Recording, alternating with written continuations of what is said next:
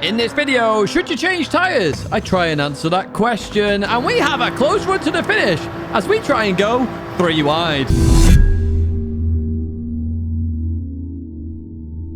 Hello everyone, and welcome back to a Gran Turismo video, and the question we're asking in this one is, should you do it?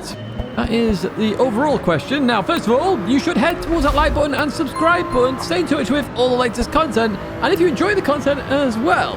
Now, should you do it? Should you change your tyres or not change tyres? That's what we're going to look at in this video as we head in towards turn 1. Because I said in the weekly race guide, maybe you should change tyres if you are struggling. Well, we're going to see in this race whether you should or not. That's the grand scheme, that's the idea, and you'll find out by the end of it. However, we are going to experience some of the racing action in this daily race C, because I think this is a really good daily race. I really do. Or at least I thought that in the weekly race guide, and we'll see how this one goes. So at the start of this race, I highly recommend you take everything very cautiously indeed. You'll notice here I'm braking very early. I'm just allowing myself to have a little bit of a gap there to P15, just in case any crashes happen. I can place my car perfectly, hopefully avoid them and gain a few spots. I'm not losing that much to the pack here. Everybody is there, and we're about to get onto the main part of this race, the slipstream, of course, when we go onto the oval section of Daytona Road Course. Now, Lewis was hung out to dry there in the Corvette. Another good car here is that Corvette. I'm in a Toyota Supra. It's in 4 GTs in this one as well. Not seeing much more of any other cars at the moment, but hey, this video may chuck up some surprises. What we are going to do, though, is jump on board, in fact, a Ford GT as they go in towards the chicane. Then through we go, the bus stop. Oh, a little bit wide there as we continue. Oh, they get a MOC and a slight tag as well. They go on a journey off the circuit. They're miles off there. Everybody's gone by, including myself. And well, you can't park there, sir. Right, okay, we should back on board myself then. And the critical point now is the pit stops, because pit lane is coming up. So in this first race, I wasn't sure what I was going to do here, and if everyone was going in, I was going to carry on. As you see there, everybody darts in the pit, so I'm thinking, okay, massive gap to the car in front. I can look to catch up to these and hopefully gain some time. At least that's the plan then as we come in towards turn 1. So, of course, anyone pitting on lap 1, they're not going to be changing their tyres. They're coming in just for the quick stop and then going to continue on as we head in towards the bus stop chicane then. Can we get a good run on the French driver? That is the question. I can't speak here as we continue on out of there. Now, we do have a good run here in terms of the French driver up ahead, but you've also got to work together sometimes, and that's what I'm planning to do here, okay? There's no point me going for a run on the outside of the banking. We'll just end up side by side, not going anywhere and just wasting time, whereas this helped me a little bit here. So now I've got a better run on the French driver, and arguably it's still not enough here because we match up here as we cross the line and head towards turn 1. Now side by side in towards turn 1 can be very dangerous indeed, but you know what? TZR Ural, I'm not sure how you pronounce that. Superb racing, absolutely fantastic stuff. This is why I play Gran Turismo, for racing like that. This is why I play any racing game, to be honest. I love side-by-side action. I think it's good fun. You're essentially performing some art there when you are side-by-side. Really good racing there. I felt I needed to get by the French driver as I was quicker in the midsection in previous laps, which is why I went for it.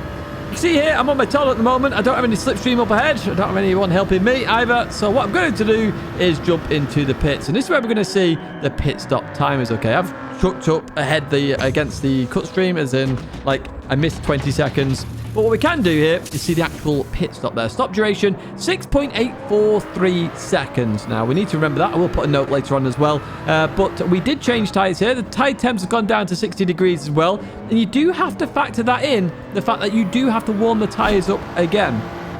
Jump on board Keviny here as they head in towards the bus stop chicane, and they're going to go a bit deep then. So did the Peugeot Vision Gran Turismo car. I forgot that even existed here as we go around there for a spin, and they're going to leave the race. It's kind of nice how the dirt spread there as they left.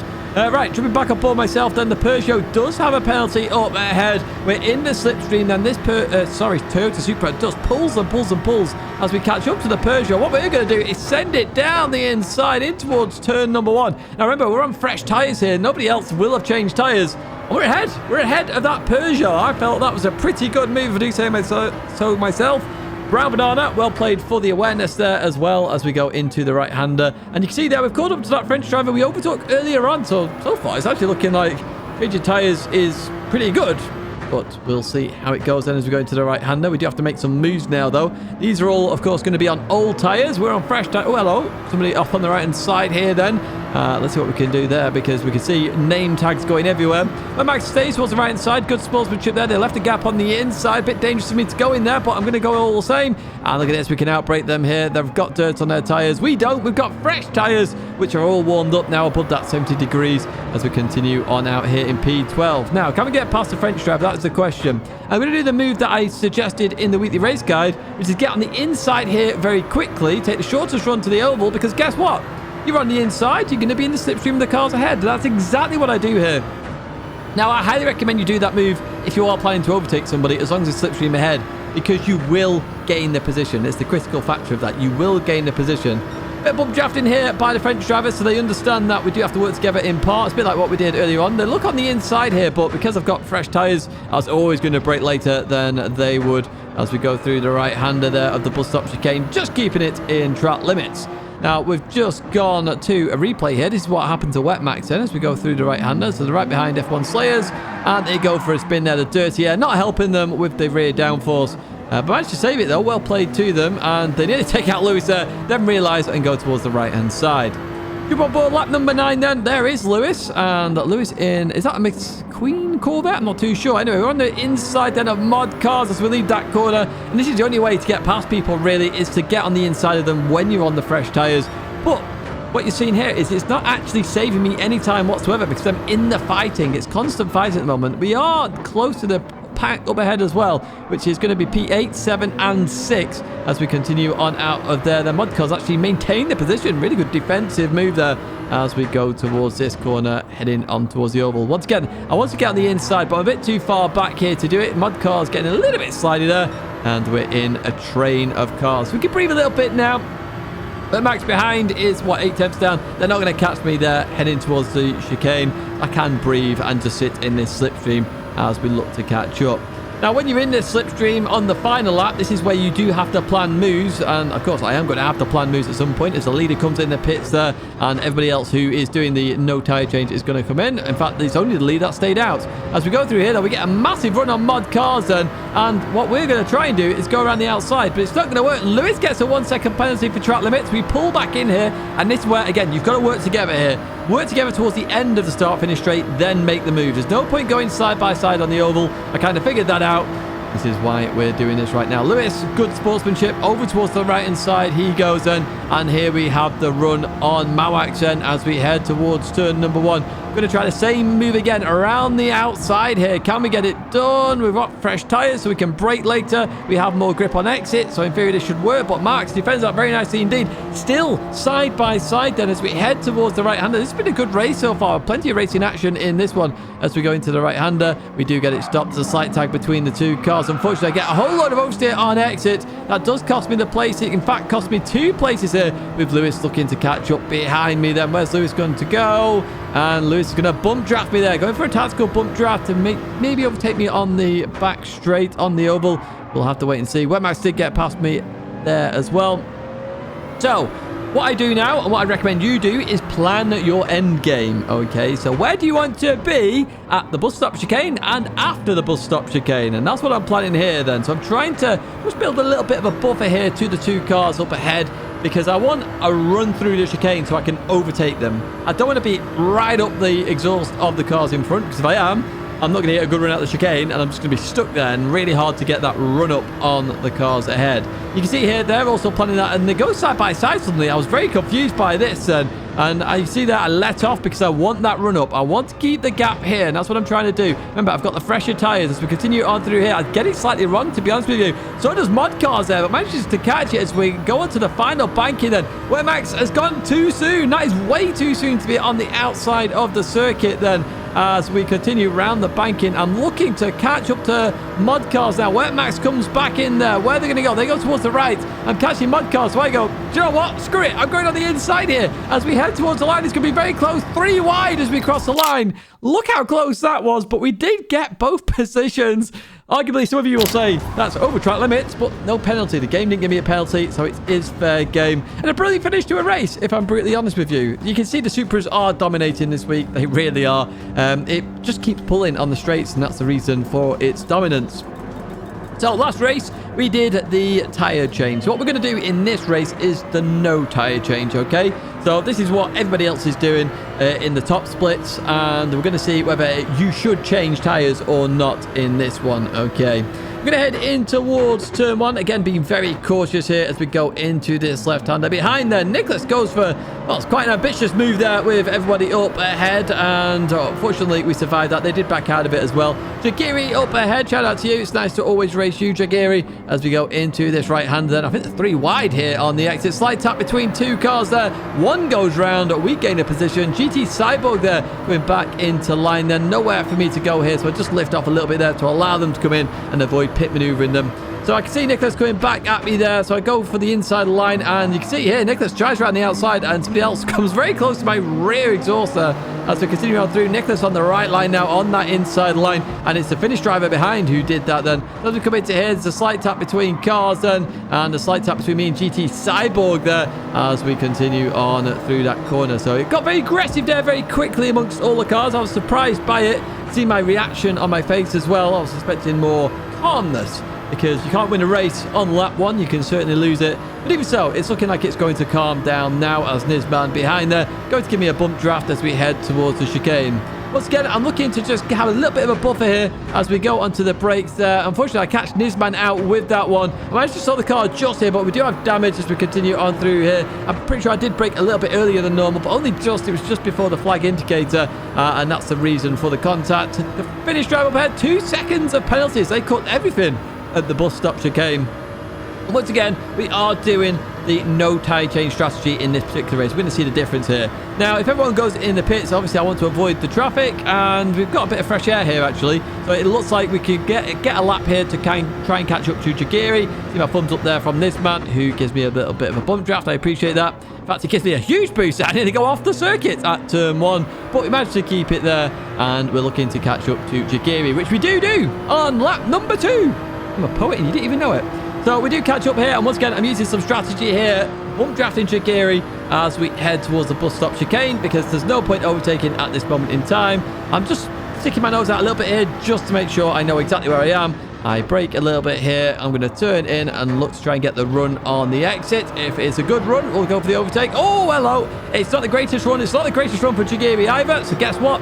Let's bump draft our way. Let's continue on this pace. And you can see here, the gap to the leader is staying the same. But this next bump draft is where the critical part is, because guess what?